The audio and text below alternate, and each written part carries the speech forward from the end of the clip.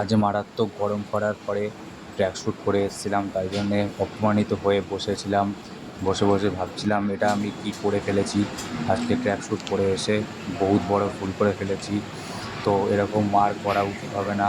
But গরমে সব কিছু পুড়ে যাচ্ছিলো, তাই ট্র্যাকস্যুটটাই ঠিক আছে।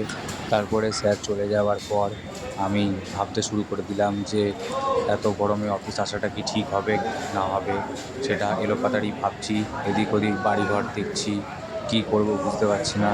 এত গরম, কেন আজকে ঠিকমতো পড়াশোনা করলাম না, করলে আজকে এই বাড়ি, এরকম একটা বাড়ি আমিও বানাতে পারতাম।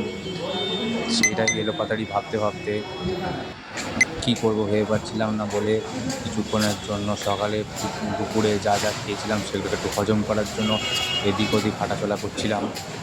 তার কিছুক্ষণ পরে আবার মারাত্মক রকমের একদম পুরো বিশাল গরম লাগার জন্য লোকের পাশের অফিসের ফ্যানের তলায় দাঁড়িয়ে কিছুক্ষণ ফোকটে হাওয়া খেয়ে নিলাম। আর ভাবলাম যে না, এই হাওয়াতে আমার কিছু হচ্ছে না। তারপরে ভাবলাম আমি তো রাজার ছেলে, আমি এসি ঘর ছাড়া শুই না। তাই চলে আসলাম পাশের রুমের এসি ঘরে, গিয়ে হালকা শুয়ে নিলাম। এখানে শুচ্ছিলাম, কিছুক্ষণের মধ্যে একটু অস্থির শুরু হলো। তো আমি ভাবলাম না, এটা আমার দ্বারা সম্ভব না, আমাকে এই পজিশনে না অন্য পজিশনে শুতে হবে। ফ্যানটা চালিয়ে নিয়ে আমি আবার অন্যদিকে পোজ দিয়ে শুয়ে পড়লাম। এখানে বেশ মোটামুটি আরামই লাগছিল, বাট কিছুতেই কিছু হচ্ছিল না, এতই গরম।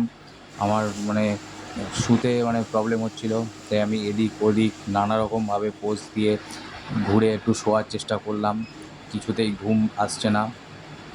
তারপরে উঠে ভাবলাম যে এত খাটাখাটনি করে আমার কি হবে, জীবনে কিছু একটা করতে হবে।